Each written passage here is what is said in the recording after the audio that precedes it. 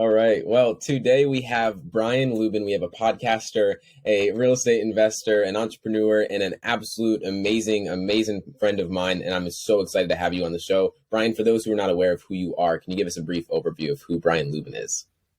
Oh, what's up, guys? I just started like everybody else with a small inheritance of $10 million, and with a large amount of work, I was able to turn that into a $9 million fortune. So I hope that you guys get a lot of value out. No, guys, I had a very traditional upbringing, middle class guy. Never talked about money, never talked about goals, never talked about vision. It was go to college, get a job, figure it out, work until you're 65. Maybe between the arthritis and the different medicine commercials, you're able to enjoy some semblance of life and freedom at that point where you've quote unquote earned it. So I hopped out of college, went to corporate America, made it to the top of a Fortune 500 sales organization, was getting groomed to be a vice president of sales. Won all the awards. They gave me sales rep of the year, rookie of the year. I've got little plaques and little diamonds, and it's super cute. I made it to the mountaintop, realized it was the wrong mountain that I was climbing, which we can go into later on in this episode. And so I planned my escape. And through that is now the reason why I talk about financial freedom a lot. But on this podcast and for you guys, I'm going to specifically speak more to the mindsets and the vision casting and the soft skills, like the goal setting parts, to be able to get you to that level too. But for me, my vehicle was real estate, and also beginning my podcast, The Action Academy, which became accidentally a revenue source for me. So fast forward to March of this year, 2022, I decided to quit that corporate job. I left and I hopped on a one-way flight July 6th to go travel around the world and live my big, exciting life. And that's what I've done for the last 5 months full time is podcast 5 days a week, travel around the world. And if you gave me $100 million tomorrow and said, go do whatever you want to do, it'd be what I'm doing today. So thanks for having me, guys. Super fun. Yeah, man.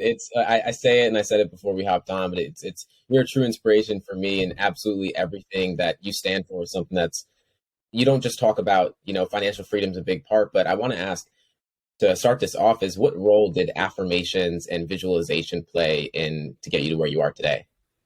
Cool. So I'm glad that you asked that because that's a question that hasn't been brought up necessarily to where I can kind of like spike the volleyball here. So there's two different categories that vision falls into for people listening. You have vision boards and you have what's called vivid vision. All right. This is a key differentiator because a lot of the times people get stuck at the vision board and kind of like, the woo woo, cut all your stuff out of a magazine, throw it on the board and hope it comes true. Right. Now, we know that was popularized in the book and the movie The Secret. And so that's what people started doing. And I do it. Vision boards are very important, but that is for your own reminder personally. And that's important because for me, it's like you have what's called a reticular activating system, an RAS. So for me, I've got my vision board on my lock screen on my phone in my office where I can look up and I can see this giant framed picture of where I'm going. So that reminds me of where I'm going. Here's where vision boards fall flat. You cannot show somebody else your vision board and expect them to have the same reaction or the same idea of where you're going as you do. So the vision board is for you. The vivid vision is for others.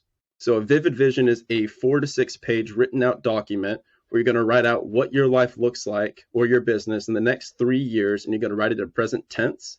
And then the vivid vision is what you share with others. Vision board for you, vivid vision with others. Why this is important is everyone keeps their vision and their goals and their hopes and their dreams to their chest. But what this allows is nobody is there to help you because they don't know what the heck you want. So when you share what you want very openly with the world and with the universe, then what gets reciprocated is all of a sudden people that are where you want to be start popping up and they start coming to freaking help you. So that's combining and marrying the vision board and the vivid vision is where I created this big, exciting life that came out of freaking nowhere. So first step is I would make sure to focus on both equally instead of just putting everything on like a board, putting it in your bedroom mirror or your bathroom mirror and just expecting things to happen because nobody else knows about it. Absolutely. And I think you can't know where you're going if you don't have a vision. I think that's something that's very important, and you've definitely done it in yourself. And I'm curious when it comes to I know a mindset that you live by is the fear of failure is something that you, and this is something we talk about a lot in this podcast, is overcoming that fear of failure, because I think Mhm. it's something that stops almost everybody from going after what they truly want. When it comes to the ramifications, if you don't do it, when did you adopt that mindset, and what kind of impact did that have on you starting your first business in college and being able to graduate college with no debt? Fear of failure. Yeah, I mean, what the So ramifications if you don't, like, how did that kind of, when did you adopt that mindset, and did that have an impact on you starting your first business?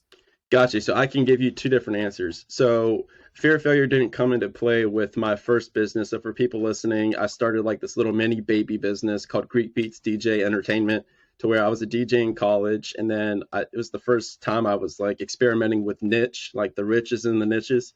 And they told me I could be a bartender or I could be a DJ at this really popular bar in my college town. And I said, well, I know a lot of bartenders, but I only know one DJ. So I decided to be the DJ. And the demand grew, and I was getting booked out like a year in advance, and I was having people fight over, like it was like a bidding war. So I was like, okay, cool. Like I can build a business off of this. And so I had like 3 or 4 other guys that were working with me and for me, and we built a cool little business. And wasn't anything too sexy, but it allowed me to graduate debt free and pay off everything that I needed to pay, which wasn't much because it was a cheap school and I was on Hope Scholarship. But when I first had the change in my relationship with failure was when I failed, right? So the reason I can give perspective that I give today is because I did it and I went through it. And so you have a lot of people that give advice for things that they haven't done. And so for me, I failed a bunch of times in my life, and I've had, the crash and burns. I've had the crying on the freaking floor moments. I've had the panic attacks where I thought I was going to have to go to the hospital. Like I have failed. And after I failed, there was this crazy thing that happened was where I kept breathing. And I woke up the next morning and it was another day and I was still here, right? And then I was realizing, oh, okay, that thing that I was afraid of actually made me stronger. So, quote for people listening: a failure is only a failure if you choose not to learn from it. If you decide to learn from it, then a failure is just simply a lesson. 99% of failures are just simply accelerants for success. So all you have to do is just look back on those failures and say, what was life trying to teach me in this moment?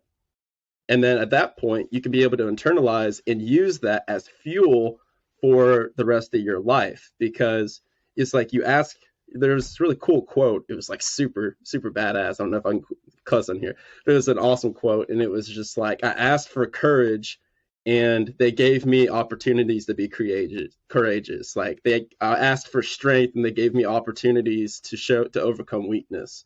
And I was just like, oh my God, I love that. That fired me up for a week. Yeah, yeah, it hits you. It's all I something I talk about in this is like I always use the frame that failure is feedback, because if you That's a good don't one. stop, there's no way to fail if you don't stop. And I love that. I want to get into that too. Is when you got to that, you were number 8 in over 5,079, I believe it was, in company Fortune 500. How did you overcome the sunken cost fallacy and really make that next step into real estate? Because I know on the drive there and drive home, you into bigger pockets. Is that's something that I did myself, and it's definitely something that makes it a lot easier to get into. But how'd you overcome that? James stole my favorite question that I ask people. I love it. No, yeah. So sunk cost fallacy for people that are listening is the analogy. The best way to explain it is an analogy. So it's like you're climbing up this mountain, right? And you make it 75% up this mountain, and you've been climbing it for hours and hours and hours, and then you realize the only way to get to the summit is to go all the way back down to the base of the mountain and climb up a different direction. And so most people are going to be like, oh, this mountain's not worth climbing now because I have to go all the way back down and all the way back up. So sunk cost fallacy applies in relationships. It applies in business. People will hold on to this relationship that's no longer serving them forever because they don't want to go through the process of building a new trust with somebody, a new life with someone.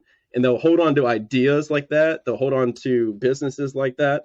So the faster that you can realize it's not a game of going up and down mountains, it's just a game of killing old versions of you and rebirthing new versions of you. And then that's just the process throughout life. It's just getting really in love with that entire cycle. The faster you fall in love with that process, the happier and healthier your life is going to become. So for me, I made it to the mountaintop, like I said, and I was just like it was even worse. I was on the summit. I was on the Yeah. summit and I looked around and I was like, holy crap, this wasn't even the mountain I was trying to climb. Like, and I could see off in the distance, like that was the mountain I was supposed to climb. And I was at the peak of this one. I was like, crap, you know? So the best way to do it is to just realize that life is a constant progression and there is no summiting of any mountain that's going to bring you the joy that you think it's going to bring you. Um, you're going to reach these levels of life that you think are going to bring you happiness when you achieve whatever goal that you're trying to achieve. But the reality is, when you hit a big, hairy, audacious goal, you almost feel like this kind of emptiness because you're like, now what? So to answer your question, that's what happened, and that's what was the catalyst for change. Is I made it to the top, and I said I won every award you could win, and I was just like, oh, this is it. Like I spent 3 years of my life working for this, for a PowerPoint slide on a presentation that was 4 hours long for our annual meeting that nobody cared about, and I was like, this is very unfulfilling.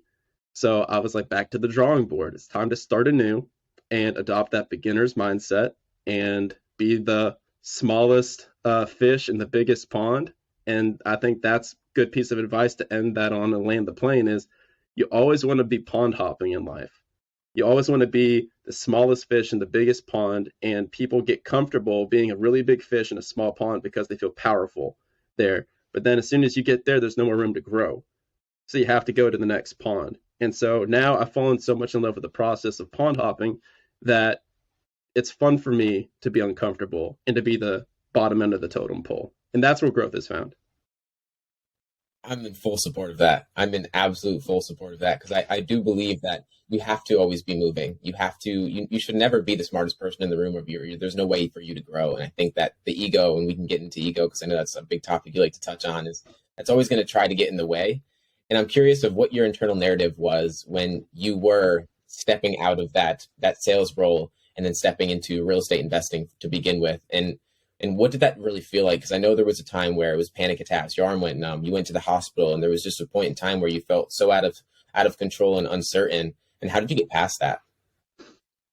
Okay, yeah, so there's some overlap between the two. So Yeah. people think in dichotomies, right? So everyone thinks like good, bad, happy, sad, like point A, point B. But most of life is kind of the dash between. Like there's this quote, this is like live your dash, which is that line between Brian Luebben was born 1994 and I die whenever I'm going to die. So live that dash in between. So there's overlap between the two. I was investing in real estate and I began my journey while I was working that job. So I began planning my escape a couple years prior. So it eventually fast forward to that point where it was time to, what it felt like was being on the summit of the mountain and you're jumping off, never having skydived before, and you're figuring out how to operate the parachute. Is what it felt like. So I quit my job and I hit financial freedom, whatever the cool kids call it nowadays.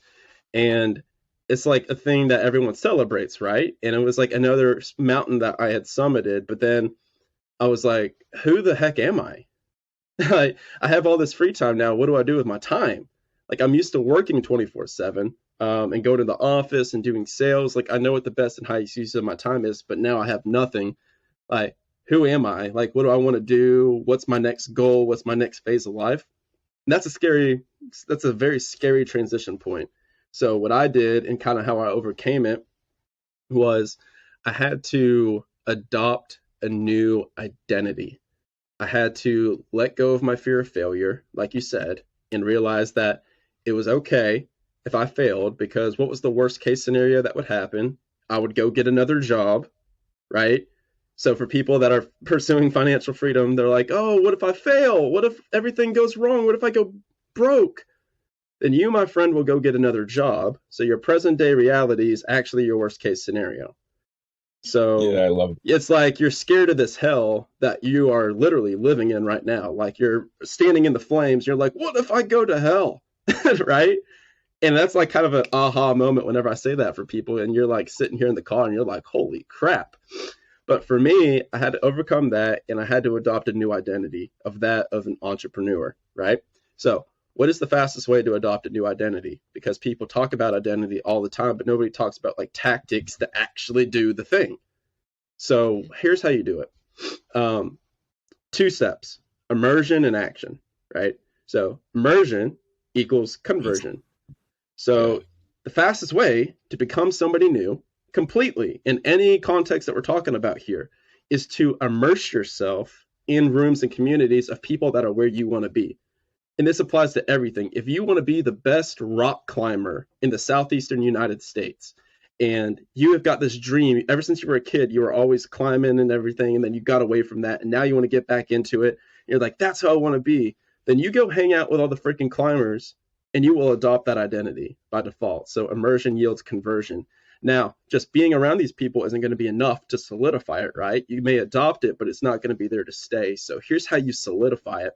And that's by taking the actions that these people that you're immersed in do. So you're going to be around all these people and you're going to see how they act, how they think, how they feel, what their daily routines are, what their habits are, what their values are. And then you take notes of this and then you apply that into your own routine. So now you're fully immersed in the community of people that you're trying to become, and you're doing the same actions that these people are doing that you know yield the end result. Ipso facto, it's such an unemotional process. Like, your success is guaranteed. So what I did was I said, okay, quit my job, financially free. I want to become an entrepreneur. I immersed myself in rooms full of entrepreneurs. And I was like, what actions do they take? And I just was like, I'm committing to taking these daily actions. And that's it. There is no other, like, there is no emotion to it. I'm just like, I know this will work. And here we are later, where it's $20,000-$30,000 a month coming in, and I'm doing just fine. I didn't die. So it works, people. Congratulations. I I love you. You're like the framework guy. I love the way that you place things Everything is a because framework. everything is a framework, and it becomes so much less scarier when you have a framework for it. I know fear setting, something that I've done, and I know that you speak about it too, is that the present day reality is your worst case scenario is something that I think my audience is going to find so much value in, because we're afraid to fail, we're afraid to act because we feel like the future is so uncertain. Mhm. But nothing's going to change if you don't seek the uncertain. And I'm Mhm. curious for you, you were immersed in that next chapter of your life and surrounding yourself with people that are where you'd like to be. And as a coach and who hires coaches and so always investing in myself, what was that first investment into yourself, and what kind of impact did that have on the way that you viewed investing in yourself for the future? Great question. So my first investment in myself, that was different, right? Because we all go through different stages of our journeys where first you spend what you make, like that just is what it is. Then you get to like the next level where you're starting to save and tuck some money away and you're living beneath your means, which is great financial advice and what I recommend to everybody. And then maybe you start making investments, maybe the stock market, maybe you buy real estate, and then you're like, okay, tangible things. I'm going to get what's called an ROI, a return on investment. Then the next step beyond that is investing in you. And that's harder to quantify the ROI on. So this is kind of like the highest step that people have difficulties getting to, is hiring that coach, hiring that mentor, paying for that mastermind. And once I made that pivot, now it's like all of my disposable income goes to that. And I've actually taken a break on investing in real estate right now for the time being. I'm pouring all of my accessory income into masterminds, coaches, courses, the acquisition of new skills that are going to make me better and make me more money. So last year I spent $37,200 on all that because I just wrote it all off on my taxes and I was paying attention to it. So my first run-in with all of that was back when I was trying to join my mastermind group, and I did not qualify to join this group, and it was $10,000 a year. I couldn't afford it. I didn't qualify for it, but I sent an email out because I heard this guy on a podcast, and I was like, this guy freaking rocks. I'm going to reach out to him. And he was releasing a book, and this was before I had my podcast, so I really had nothing of value to offer him. So what I did was I was just like, hey, like, my name is Brian. I'll do anything you hate doing for free. Like, here is proof that I'm like, I actually am already doing what I'm saying. Like, I've got investments, like I'm already investing in myself. I'm not starting from square one. Anything that you tell me, I'm actually going to do. It's like, let me know what you hate doing the most in life, and I'm just going to do it for free for you to earn like the right to meet you. And so they ended up inviting me to a mastermind event that they were having across the country in Colorado. I live in Atlanta. And so that was on a Tuesday, and the event was on a Thursday. And I did not have PTO. So I mysteriously came down with this really fast acting stomach bug for my work that later that day. And I paid $3,500 as the guest fee to be a guest at the event. Then I paid for the rental car, the flight, the hotel. So it was $5,000 overall. I did not have $5,000. I put it on a freaking credit card. I flew out there the next day, and I landed there on Thursday. Nobody could believe that I actually did it. And from that point, my life has fundamentally changed because now this giant community of multimillionaire entrepreneurs just like adopted me. And they're like, come on in, man. Like, we want to help you out. And now, because of the growth that I've had off of their advice, I started my podcast, which interviews, 7 to 10 figure entrepreneurs. And now it's just like they pour into me so much that it's like I've become a very popular member of the group because they're like, holy crap, like nobody moves this fast. And yeah, so that was my first experience with it. And to solidify this and land the plane here, people, so I don't ramble, 2021 was my worst year ever because I quit a job, I went to another job, and I thought that was going to be my answer. It was not. And I ended up quitting that job and going back with my tail tucked between my legs to the first job. So you talk about failure, that was failure. Complete depression, complete loss of identity, all of 2021. I made the least amount of money I had made since I graduated college as a 26-year-old. That's the least amount. I was making over $200,000 a year. In 2021, I made $62,000, which I know for some of you may still be like a decent sum of money. But for me, I was like, what just happened? I was like the top guy in the company. And now I just like, what is this? And then I poured still throughout that entire year, I poured every dollar into coaches, courses, mastermind. If you guys remember, how much did I spend last year on personal development? $37,000. That was making $60,000. So that's talking about making a bet on yourself. I'll tell y'all right now, in January of this year, I made $72,000. So I made more in January of this year as a result of all of that than I did the entire previous year. So it works. There you go. You're speaking to me. You're speaking to me so much right now because it's hard to see because it's not quantifiable of the investment you'll make into yourself. Yeah. But as Alex Hormozi says, yeah, exactly.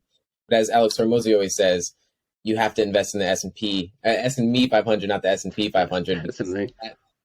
That result is going to be so much bigger. And I'm curious, knowing that you've been speaking with 7 and 10 figure entrepreneurs and you're in so many masterminds of some of the great minds of this world, what's the biggest lesson that you've learned in being around those kind of people?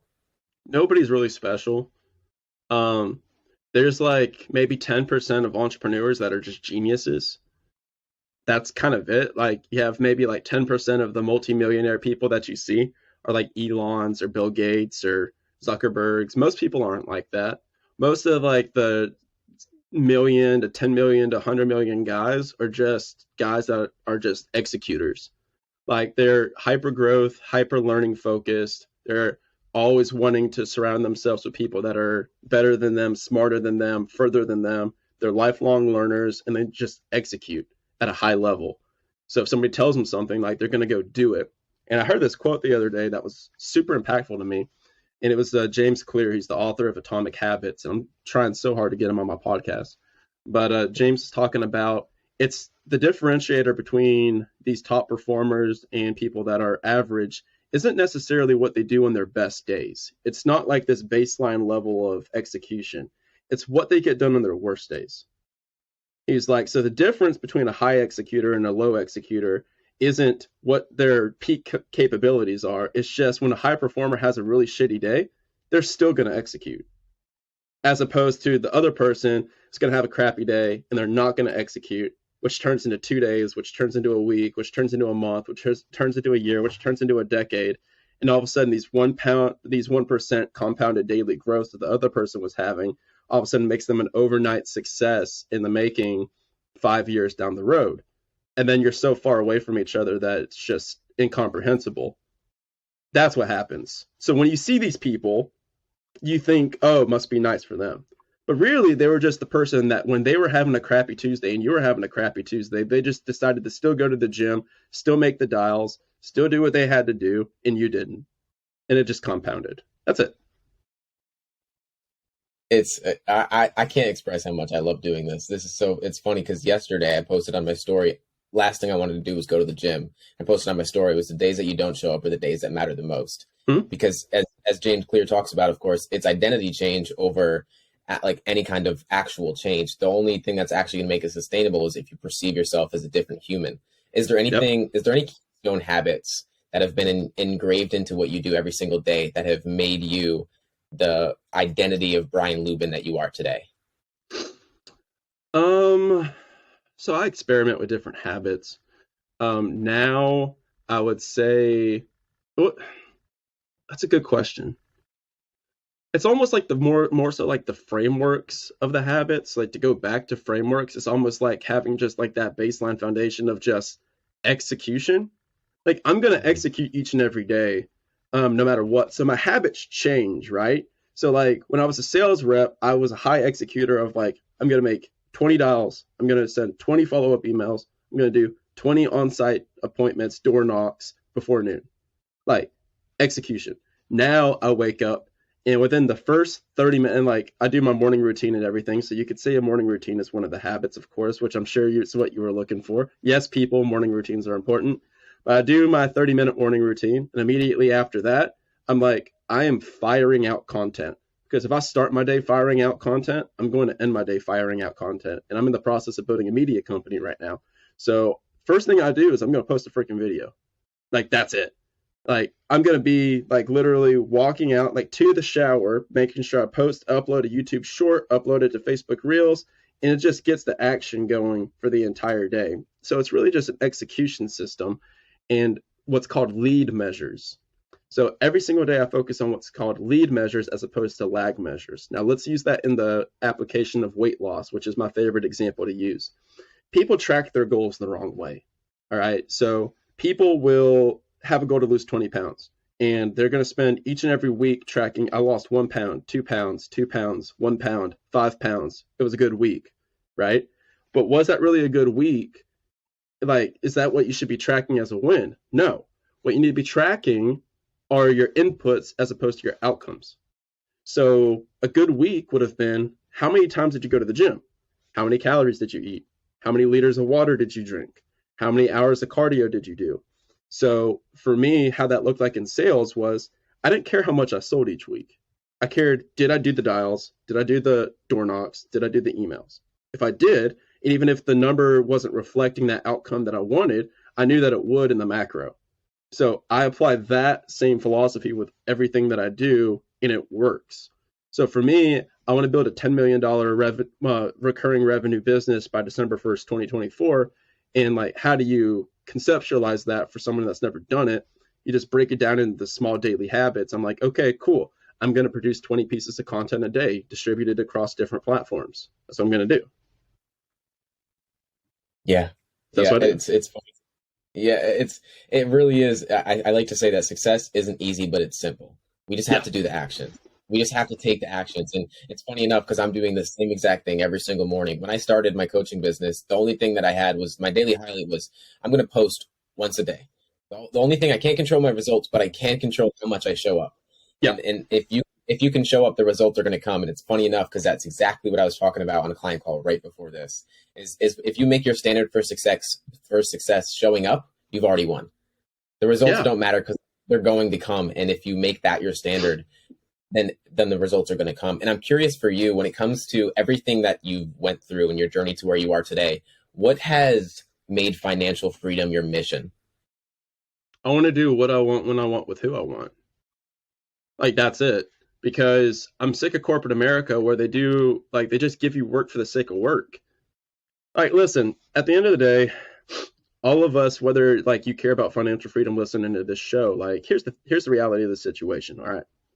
Sit down if you're not sitting down yet, people. If you're walking, maybe it'd be awkward to sit down in the middle of the street. But We are on a giant spinning rock floating through this infinite universe, and you've got about 70, 80, maybe 90 years, possibly, and then you're going to die. And everyone's going to forget about you within the next couple of years after that. All right. So we have one go of this thing. Like for me, I'm like, all right, if I have one go of this, regardless of what your views are in the afterlife and everything, obviously, if you're Christian, which I identify as Christian, like I think if I do good things on this world, then like I'll have a better afterlife and I'll be chilling with old Jesus in heaven and all that. But even if you don't think that, this applies to both people, then that would mean it's double important for you if you think nothing happens afterwards for you to live a pretty fun and fulfilling life.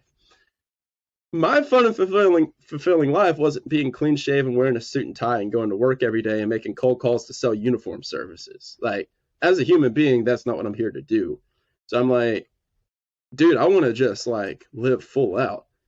But that's earned. You can't just like wing it. Otherwise, that's called homelessness. Like, you're just like sitting on the side of the road. That doesn't work. So what you need to do is and maybe that's a good segue, James, for the 4-step framework. So there's a 4-step framework for your freedom. First step is creating what we talked about at the very beginning of the episode, which is your vivid vision. So that's a book by Cameron Herold, if any of you are unfamiliar. Also, if you want to go check out my podcast, I interviewed Cameron as a guest just a couple weeks ago. So that was a great episode. So you create your vivid vision, you write out what you want, what your next 3 years is going to look like. Now, it's important to aim big. You're going to have no idea how to hit it, but having that vision that you can share with others is going to make it much more of a high probability of you hitting it. So you know where you want to go. That's step 1. Step 2 is you're going to build your financial foundation. So this isn't going to be sexy. It's not going to be sleek. It's not going to be something that you're going to be going TikTok famous about, but you're going to dump all of your freaking excess money into index funds, stock market, real estate, cash flow businesses like laundromats, car washes that are pretty passive. And that's what you're going to do to build up enough money to cover your fixed expenses. So now maybe $5,000 a month, $10,000 a month, you've got enough money to where you're not worried about paying your bills and you've got investments paying your bills. Then at that point, you move into step 3, which is where you put all of your disposable income into mentors, masterminds, coaching, which is what James and I do. And then all of a sudden now you're putting yourself in these rooms of high performers that are on the same mission as you or are already where you want to be. So now that's the immersion conversation, right? So then your identity just snaps right into place and you're like, okay, I've got my foundation built. I've got my framework built of these relationships. Now I'm going to build businesses, side partnerships, and communities with these people.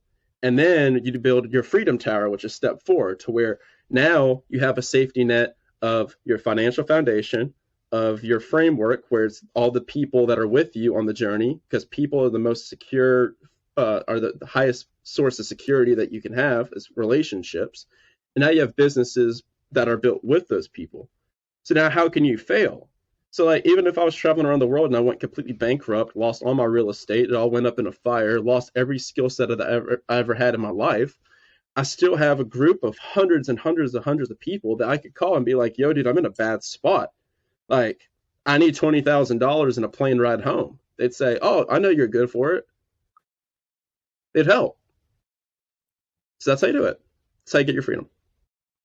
I love it. I love it. And it's something I want to go back to a little bit back when you were speaking about knowing that we're one small pebble on a floating rock. That's And it. we're only here once. We're only here once. And for me, luckily I was able to internalize this young. My father and my uncle both passed away at 37, but I was young when they passed away, so I didn't really internalize that.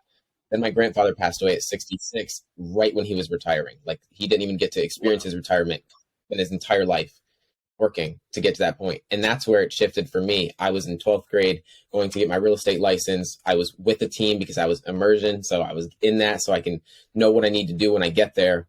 And about to turn 18 and realize that this isn't what I want to do. I was listening to Bigger Pockets the whole time thinking, oh, I'm going to invest in real estate, knowing that I'm becoming a real estate agent, not investing into it, and had the opportunity to invest in myself, became a coach, and it shifted my life forever. And it was like acknowledging that I'm only here once is the exact mindset that people need to have, because again, the worst case scenario is exactly where you are right now. Mhm. And if we internalize that fact, then we're going to take a lot more action towards where we need to go. But I'm curious for you, where do you think most people go wrong when it comes to financial freedom? Not living beneath their means. Well, not knowing what they want. Like people don't even. So I think where most people go wrong, like if you really want to zoom out to the macros, they don't even know it's freaking possible. Like, Yeah. because we're in such a bubble. Like even people listening to this podcast are in such a bubble because most people don't listen to podcasts like this. Like most people are listening to what happened in the last night's NFL game or basketball game, or they're just talking about BS at work. Like they don't even know that it's out there, that it's possible. That's the biggest problem is just lack of awareness. So then the small subcategory of people that are aware are lazy. They don't want to take action. So, okay, cool. Like, that's not this audience. So, let's zoom in a little further. So, then you get to the people that are aware, they are willing to take action. Then it's just a matter of lack of vision. Like, you don't actually know what you want. So, that's why you don't pursue it. Like, me, I'm on fire. Like, you can, if I'm walking on the street listening to my AirPods and you came up to me like those TikTok videos and you're like, hey, dude, what's your favorite song and what do you want out of life? I could tell you in like very clear paragraph, like, hey, this is exactly what I want in the next 3 years. This is what I'm going to build. Do you know anyone that can help? But like 99.997% of people can't do that. Like they have no idea. And that applies to people that are multimillionaires too. I talk to a lot of them every day. I just got off the phone with a guy that's making $45,000 a month out of his community. And so I'm partnering with him. But like he was asking me help for vision. I'm like, dude, like you're kind of where I want to be this next year. I was like, sure, I'll help you with vision. It's insanity, man. It really is. I think that I love the analogy that if you don't have a vision, it's like driving a car with the GPS but not using it. It's like if Yeah. you have no idea where you're going, how the hell are you going to get there? And that's Yeah, you're why just I love mashing that the you gas. yeah, and I love that you speak about like the vivid vision because it's so important. And I'm actively in the process of doing that right now because it's so important to recognize. This is like a big topic for my clients is like, how can we make it so crystal clear that it's hard not to take action? Hmm. Because when you're crystal clear, then you're inspired, then you want to go after and you want to take action. But if you're not clear, then that's where the inaction happens all the time. And it's kind of like you're just aimlessly going through life having no passion. And I know you talk about passionate income over passive income for Hmm. those that are not even clear on their passion, where did you start and how did you get into finding your passion? So passionate income, there's no shortcut to it. People, like I said, it goes back to that dichotomy thinking. Where they're like, I Hmm. either need to be living in my passion or I'm not living in my passion, but that's not the reality. So there's always gray in between. So people need to view life like a giant food court. Like I think people are too afraid of like having to commit to things, which is like yeah, it's okay. Like once you find your thing, like you'll know. Like it's gonna be what I call a full body yes. Like everything in your body's gonna be like firing off, and you're gonna know. Um, but you need to go try the freaking food court samples. Like when you walk around the food court at a mall and they have all these little like little kung pao chicken, a little barbecue over here. You just take a little piece of chicken. And you're like, I like that. Let me check the barbecue. Oh, I like that. I like the chicken a little bit more. But then you go over to this next one. You're like, oh man, this is it. This is freaking it. I'm staying here all day, baby. That's how it is with life. You just need to try different things. Gary Vaynerchuk talks a lot about that type of stuff, but I tried everything, man. I was trying like multifamily, I tried flipping, I tried wholesaling, I tried single family, I did the house hacks, I was going to buy a laundromat. I started up like a travel brand before I was even really traveling. I was like, I don't want to be a travel influencer. Then I just kept shooting my shot and then I randomly popped onto podcasting and oops, like that's my skill. And everything in my life that had led up to that point gave me different unique advantages that would relay through a microphone. And so then I just started it and I did it for free because I didn't expect to make a business out of it. And that's how the best businesses are built. And so that's So where I true. just leaned into. So pay attention to your body. An example of this, actually, to your context, I hate coaching. Full Mm. body no. It's actually a hell no for me. To the point where I had people offering to pay me thousands of dollars an hour to coach them. And I just threw it out there. They said, name your price. And I said, $2,000 an hour. And then I was like, I'll do, 3 calls a month, so $6,000 a month for one person. And they're like, yeah, okay, I'll do it. I'm like, shit. I, because it throws my entire day off. Because now I'm spending my entire day trying to figure out how do I bake like $20,000 worth of value into this hour so that there's a price value discrepancy here, and it doesn't allow me to enjoy my day. So it's the least passive thing that I can do. So I hate it, but I love doing it for free. Ironically, so doing this podcast, I can spend that same hour and I could impact maybe 500, 1,000 people, 2,000 people, an infinite amount of people, as opposed to spending that. And there's no like, I'm not stressed about it. I'm not anxious about it because it's not like I'm like having to pay or getting paid like $3,000. Now, James, if you want to Venmo me $3,000, like go for it, bro. But so that's why I started my course and like the community, so I can do things at scale. And that's a full body yes for me. So I literally turned down thousands of dollars for something that I was just like, nope, this isn't it. And you become better at that. It becomes quicker with time. Like your internal BS detector starts going off a lot more accurately. And you'll, instead of taking like a year, like you'll figure out in a month, and then you'll figure out in a week, and then you'll figure out in a day. And then for me, after that first call with that guy, I was just like, nope, can't do it. So I just refunded him. Can't do it. Yeah, you really do. And that goes back to trying things, right? Like you have to figure out, like you tried it and you noticed that it wasn't for you. For me, it's like I have this running joke with my clients that it's coaching crack is when you hop off a call, we're on coaching crack because there's so much energy. I get so much energy from coaching calls. And then I Yeah. hop on this and then I'm like, I don't even need coffee today. I'm jumping into it and I'm more than excited. Because as you know, same for you. It probably goes back to podcasting. Like you can't get enough of podcasting. I already said it in this call. Yeah. It's like it's so exciting, and I'm curious when it comes to everything that you've done, because you've done a lot, and you inspire me to do. Like I'm going to be doing some real estate investing in these next few years. I want to house hack. I want to do all these things.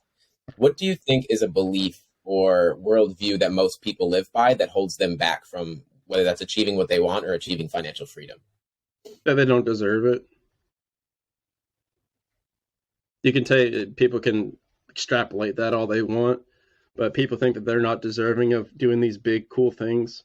Um, so that's super weird, and that can go back to like your self-esteem, your raising, your environment, your identity, getting crapped on by your friends, family, everybody when you were a kid. Like it all goes back to your environment, but like you can make a conscious decision today to just say that you are worth it. Like, because there really is no evidence to point to the contrary unless you want to be lazy and you want to be a piece of crap, which you have direct control over. So if you have direct control over not being lazy and not being a piece of crap, then you deserve it. Like it's pretty simple. Like most things are simple. It's just people think that they're so far out of the realm of possibility that it's not. Like the fact that I have a community that I just made $42,000 off of in a couple of weeks and I haven't even talked about it publicly is like kind of wild. That's most people's like salary, and it used to be my salary. Like even as a sales rep, that was 43,000 was my salary for a year. It's worth of work. So that's 2,000 hours of time. So, and that's me right now at 27, about to be 28. So ask me that question again at 48, and it's just like terrifyingly awesome to think about what my answer is then, 20 years from now. So it's like it's a pretty fun game to play. You can kind of do anything that you feel like doing. I'm never going to play in the NBA, but like most things you could just kind of figure out how to do. It's just like you have to be dumb enough to believe in yourself to do them. And so it's like I can shoot like really crazy shots now and people support me. Whereas when I started my journey, even the fact of me buying my first property and my first house hack, everyone thought I was so stupid. And everyone like made fun of me and they were like, there's no way you can do this. But then I did it, and then I quit my job, and then I went and traveled the world. So now when you are friends with me on Facebook and you go look at my comments, I can literally post and call my shot and be like, I'm going to build a $10 million media company by December 1st, 2024. And everyone's like, yep, that makes sense. Brian's the guy. He can do it. Like, they're like, it makes sense. Because every other time I called my shot, like I just did it. So now talking about vivid vision, now I've got people, I post my vivid vision, I get 30 DMs of people that are high performers. They're like, okay, let me help. Because they're on board. Because I'm a guy that does stuff. And when you become a guy or a girl that does stuff, you become a magnet to other people that do stuff. But how do magnets work? They attract and they can also repel if your polarity is the same. So you will equally at the same time attract the people that you want, but you will also repel friends, family, people that are in your relationship and circle right now that do not align with that. And that happens too. So there are negative connotations to it, but I think they work out for the better. Very true. It comes back to environment, right? Like we have to surround ourselves with the right people that are going to help us. And when it comes down to it, when you become a different kind of person, you step into the identity of a different person, you surround yourself with people that are helping you become that best version of yourself. More people are going to be attracted to want to help you do it because they see what you do. And especially in you, it kind of comes down to the basis of this podcast was, I know, again, you're into affirmations and visualization. It was an affirmation that I was continuously telling myself was growing up, we're always told that our goals are unrealistic, especially if they're not when it comes to 9 to 5 kind of thing. Yeah. Like my goal growing up was like, man, I want to do a podcast. I want to inspire others to be their best self. And coming from where I come from, it was like, I'm the only person that's done anything out of the ordinary that I know. Sure. Right. And like reinforcing that. Exactly. And reinforcing that to belief to myself that like you can too was something that really helped me. And if someone else can adapt that belief, then it's just going to push them to be even more okay with failure and actually seek it so they can get to where they want to go. I'm curious for you, when it comes to everything that's gotten you to where you are, is there a personality trait or a strength that you believe is just a foundational aspect of an identity that people need to acquire? Personality trait? Yeah, personality trait. Yeah, grit, resilience, stick-to-itiveness, like just like trusting the process. Like there is no emotion to it. Like you can attach emotion to it if you feel like it and making it more difficult for you. But it's just like I've done it so many times now that there is no emotion to it. Like it's just like a machine. It's just like mechanical execution. So it's just like, and that sounds like bad, but like it's actually really fun because then you're operating to a point of certainty and to a degree of certainty that like scares people. Because you're like, oh, I'm so certain, like, of course this is going to happen because I'm doing it. Like, it's like somebody going to the gym and they're like, of course I'm going to bench press 225. Like, I'm bench pressing every day. Like, I'm doing everything because I'm around all these people that do bench press 225. They told me exactly what to do and I'm just doing it. So I know it works. 99% of things that you guys want to do have already been done by people. Like, a lot of people. So it's just like, what are you really afraid of? Honestly, you're just afraid of looking stupid. But like, here's the thing. It's just like, the people that are going to call you stupid are the ones that aren't going to do anything with their lives anyways. So it's just like, who cares? Like most people are so tied up with trying to impress people that aren't thinking about them at all that it's hilarious, actually. So it's like, that's another quote that I find humorous. It's just like everyone's so concerned about what other people think about them, but people aren't thinking about you. Like people are thinking about them and what other people are thinking about them. So it's a giant irony that's just like continuously going over and over and over again, but nobody's thinking about you.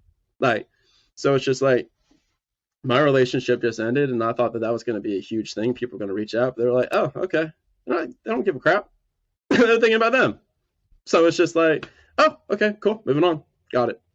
So that's my advice. Grit. Put yourself in the arena. That's how you build grit. Go out, do the stuff. Try stuff, fail, fall flat in your face, get dirty, get muddy. That's how you do it. 100% in full support of that. I think that you have to have unwavering faith is what I think a mentor of mine would say that is that you have to have unwavering faith in what you want to do and relentless action and relentless imperfect action to get to where you want to go. It's not that you can't do it. It's just that you haven't done enough. You haven't taken enough action to see that it's possible. And the more actions you, the more you create the identity of the person that actually can. So right now you may not be able to get to where you want to go, but if you take enough actions, you'll support and create the identity of the person that actually can. Yeah. And that may be a good place to end it right there. Is just how do you build confidence? Like, so it's like people think that they wait for the confidence to take the action. And that's what leads to analysis paralysis, to where you're just like reading the books, watching the videos, listening to the podcast, but you're not doing anything because you're waiting for the confidence to take action. But the reality is that the action is what yields the confidence. So it's just like, just take the small daily actions and you will build the confidence that you need to do whatever you want. And what you just talked about, literally in a book, it's called The Miracle Equation by Hal Elrod. He wrote The Miracle Morning. I met Hal a couple of times. He's in the mastermind group with me, so I'm trying to get him on the podcast and get him out of his house. So hopefully soon. I'll be listening to that episode, and for those that need to find Brian, where can they find you so they can listen to that episode when it comes out as well? I'm nowhere, man. You can't find me anywhere. Yeah, Action Academy podcast available on all podcast platforms: Apple, Spotify, anywhere that your earbuds feel like going. I interview 7 to 10 figure entrepreneurs, ask them how they got to where they got in business, but also the mindsets and methods that they used as well, how they changed their identities. It's very entrepreneurship focused, but it's the goal of the show is to get everyone to do what they want, when they want, with who they want. I've had a couple billionaires on there. It's a pretty cool show, 5 episodes a week, anywhere you can want to listen. Also, I have a free ebook as a gift to the audience. Normally I charge for it, but for you guys, you can just get it for free. It's going to be w2toworldtravel.com. You can go get a 40-page free ebook that's going to walk you through all the stuff that James and I talked about today. And there's numbers, there's case studies, financial breakdowns in there. You guys, it will give you everything that you need to hit your financial freedom and hit your goals. So hope you enjoy. I am so grateful for you coming on the show, Brian, and I'm so thankful that you've provided so much value. And I definitely know that the Action Academy podcast is a continuous listen for me. So my audience is definitely going to check that out. And thank you for coming on the show. And I'd love to have you back sometime in the future. Just say one, man. Appreciate it. Thanks for having me. And hopefully you guys got some value. If you did, feel free to shoot me some emails, shoot me some messages. Let me know what stood out. Alrighty.